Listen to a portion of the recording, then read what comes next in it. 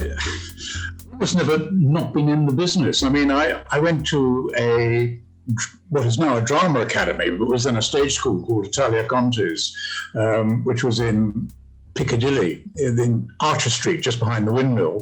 When I was 12, I'd had polio very mildly, and I had a very slightly dodgy leg, and I persuaded my mama and father that I needed to go to a dancing school to strengthen up my leg and maybe do a little bit of acting, because I was clearly not going to pass 11 plus or pass public school entrance or anything like that. So, and I had friends who were child actors. So at the age of 12, I became a child actor. I went to Conti's in September, and that December I was an elf and a rainbow child, treading the boards at the Royal Festival Hall. So I then went on, and a bit like Alfred Burke, I've just never not been in the business. I stayed at drama school till I was, 15, 16, and had quite a successful career as a child actor, doing films and like True as a Turtle, directed by Wendy Toy, and television. I did lots. I mean, I spent most of my educational time being a child actor, which was just marvelous. Around 17, 18, 19, the business began to find me out and decided that I got the jobs because Conti's taught me to talk nice, like what I do now, and I looked very young for my age, which I think is probably a family trait. So around 1920, when I was 19, 20, I got married, and I tried to take a serious job and totally failed at that. And the BBC was starting BBC Two, and I joined the BBC as an AFM, assistant floor manager, age 21. 2 or 3 years later, I became a production manager, and then went, I think what I ought to start doing is say, I want to be a director, because it'll probably take me 5 or 6 years to get the chance to go on the director's course, which was a very long course of 6 weeks. Of being a director in those days, as opposed to 6 months, I think it is now. So I became to my horror, I said out loud, I want to do the director's course, and 3 or 4 months later, I was on the director's course and found myself starting a career as a freelance director, mainly working in classic serials and Doctor Who and shows. That was what the department I was with majored in. And I spent 2 or 3 years on the staff, bouncing between being a production manager and being a director. And then a very nice head of drama called Ronnie Marsh gave me a year's contract as a director, as a freelance director. He gave me a year's job. And Barry Letts, for whom I had directed 4 or 5 Doctor Who, started giving me classic serials to direct. And I think the second one was Treasure Island, which is, a very exciting project. We had enough money to get as far as the Mediterranean. We didn't have enough money to get across to the Caribbean or anywhere like that to do the filming, but we did the filming in, and I found myself directing Treasure Island and having to cast Long John Silver, which was really, really difficult, because it seemed to me that all the other directors had done the show, and the show has been done a lot. And I think Alfred Burke was probably one of the best Long Johns there's ever been. I mean, he was far more truthful to Robert Louis Stevenson's book and Robert Louis Stevenson's image. I mean, Long John Silver. I mean, all previous Long Johns that I've seen on the screen have been short and fat, which Alfred absolutely wasn't.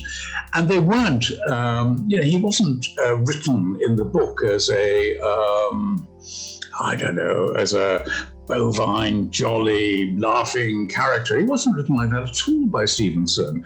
And Alfred, I think Alfred absolutely brought to life what Robert Louis Stevenson had brought. So that's how I got to be a director, and that's how I got to work with Alfred.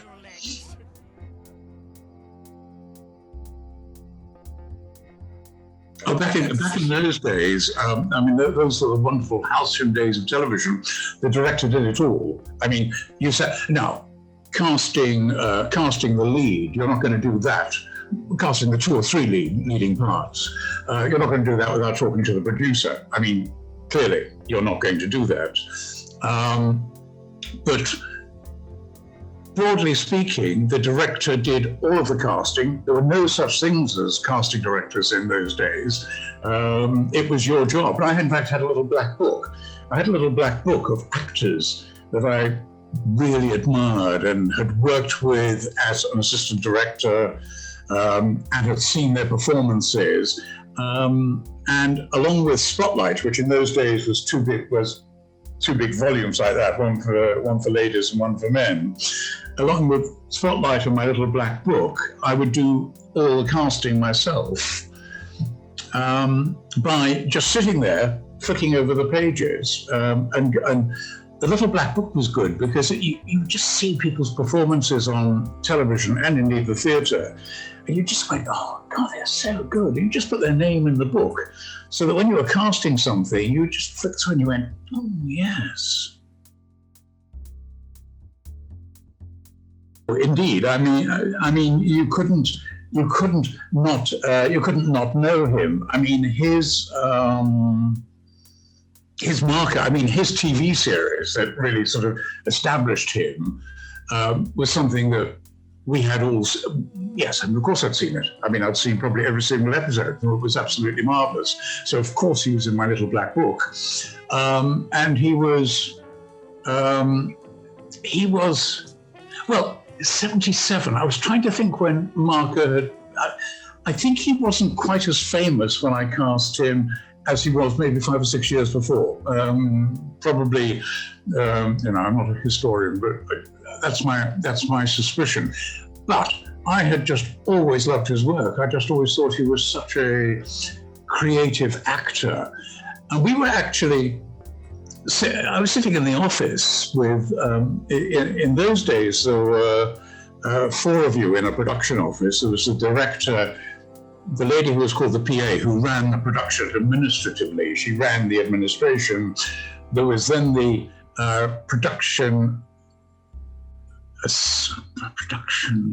assistant, who was the equivalent of a first assistant or a production manager or whatever, and an AFM, who was a stage manager. They weren't really anybody's assistant. They stage managed the whole show. And so the 4 of you would actually make the production. And we were sitting there sort of going, who? And it was actually my PA, Carol Wiseman, who said, what about Alfie Burke? And I went, what about Alfie Burke? Yeah, of course. Of course, he's actually got all the attributes, because I've gone back to the book, because we haven't got the scripts, of course, because you never have the scripts when you start production. So I've gone back to the book and I've read the book and I've looked at the descriptions. And I went, of course, that's a really good idea. And you don't do it straight away. You don't cast the lead instantaneously. What I did do is to find out if he was available, which thankfully he was. And then having found out that he was available, I just sat on it for about a week and went, that's not what everyone's expecting. They're expecting all the other Long Johns, and this will be a real Long John, and he will bring, I mean, his persona, he's such a smart actor. He was such a smart actor, and he brought a depth and a quality to everything he did, and Treasure Island is something that can become immensely superficial in a blink. In a blink it can, pirates running around and square-rigged ships and shiver-mid timbers and pieces of 8 and parrots and all that and one leg.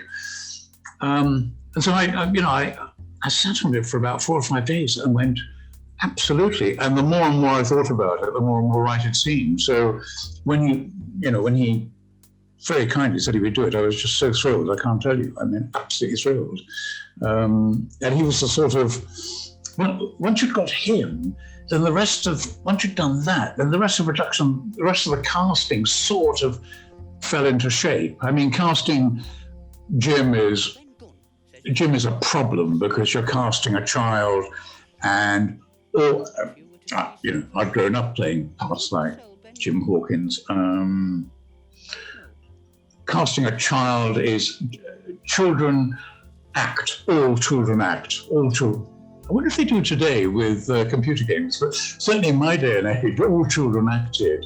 So I needed to find, but it just needed to find a kid that was attractive, good looking, could say the words, not trip over the furniture and be friendly and be likable. And one of the things that Alfred Burke did was, I just noticed out of the corner of my eye that he sort of, out on location, because you do the filming first on those sort of BBC productions before you get into rehearsals in the studio. Yes, we had a week in the rehearsal room before we went off, but that was really just to get to know each other and just to decide what the style was going to be. And Alfie sort of took this kid under his wing a little bit and encouraged him and made friends with him and did all the things that Long John actually would have done in the story. And I just said, very quietly happening. I mean, Alfred was such an easy person to work with. I mean, so easy, but he was actually always doing exactly what he wanted to do. I think he might have, he sort of conned you that it was all, yes, absolutely, yes, okay, yes, certainly. And then he'd do it his way and it'd be brilliant, brilliant.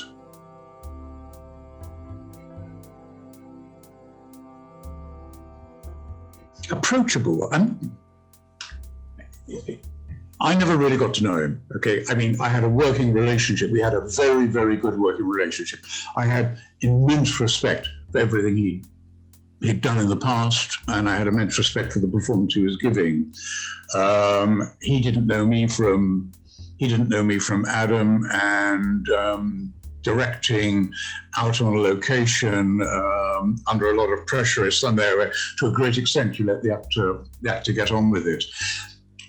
I never really got to know him. He was a very private man. He was he was immensely liked by all his colleagues. Got on really well. I would see them all. The director, as a director, you're always just a little bit apart, sort of looking at what's going on. Very well liked by his colleagues, very well respected by his colleagues. But I never got drunk with him. I never really got inside him. And interestingly, he was very guarded about his private life for reasons I have no idea. Absolutely no idea why, but he wouldn't. I mean, for example, he wouldn't do press interviews, and I never quite. I went, he went, no, I don't do that. No, sorry, no. And you go, fine. I mean, absolutely, he's right. But he had this. He was the ultimate professional. He had, I suspect, he had his professional life where with you. With the team, with the director, with the other actors, with his colleagues, it was absolutely friendly, collegial, totally collegial, totally friendly, totally get on and do the best possible job that he could do. But he didn't intrude into his home life. So that's something I know nothing about. You would have to ask people who knew him personally, properly, rather than somebody who sadly only knew him for about 3 or 4 months. This is all the grub you get until we get a shore set about camp. Now yourself, what is that agree? Captain Silver to you, John Murray. Captain Silver, don't you? Oh, he was always totally respectful of the script, and he was totally respectful of the direction, and he understood, because he was a professional and because of the TV series he'd made, that actually television is made under pressure. It isn't a feature film. You can't go for take 5 or 6 or 7. You really need to get it right the first or second or third time. And they're out on location in Corsica is not the time when you can only be there for 10 days. It's not the time to be having in-depth discussions about the motivation for walking across the deck. If he was required to walk across the deck, he would absolutely walk across the desk in absolutely the way of Long John. And it's a difficult part because of having your leg, I mean, just physically, I suspect he was exhausted. He never grumbled, never said it, never complained. But having your leg tucked up on a leather strap under the coat at the back all day, well, most of the day long, and having to balance yourself on the other leg on a crutch when it is not your, you haven't spent years doing that. I think it's very demanding, and he never grumbled, never complained. But I was aware once or twice that I think he fell over. I think he fell over a couple of times. Got up immediately, got on with it. But that part of it was also demanding, and I think actors. I would prefer it for actors that they are not physically challenged in that way, because they can think about the scene that they're playing. But Alfie seemed to combine both easily, and it wasn't a problem for him.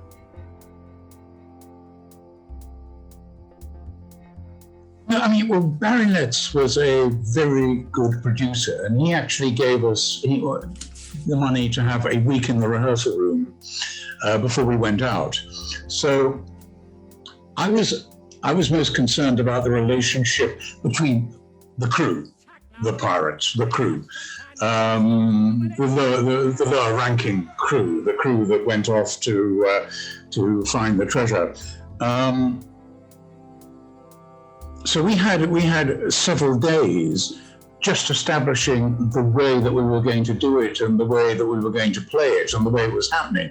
And without rehearsing it in great detail, we found a way that worked for the actors and worked for me, a level of acting, how we were going to do it, hopefully not too over the top, not too big, and fairly truthful. So he absolutely collaborated with that, and he was the leading man of the production, of course. So, and he was used to being a leading man in a television production, so he knew. I don't remember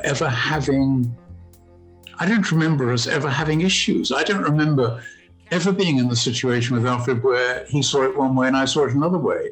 I would tell him the way I saw the scene and the way I thought it was going to happen. And as I said before, he would absolutely go, yeah, right, and get on with it. Although secretly, of course, he did what all good actors do and did it his way. Not my way. He did it his way. And that's what you're paying for. That's why you're paying somebody like him to come along and be your lead. Oh, yeah. I mean, we did very well with the production. I mean, I've got a feeling I could be quite wrong, but I've got a feeling it got a BAFTA nomination or something like that. I mean, it was quite a successful production, and I liked it, and I think we all enjoyed making it. I think it was a collaborative. All good drama is a collaborative effort, isn't it? There's no one person. Well, unless it's moral. There's no one person takes credit for it. It is a collaboration between a lot of creative people. But the leading man is the pivot point of that, and so he was a marvelous leading man.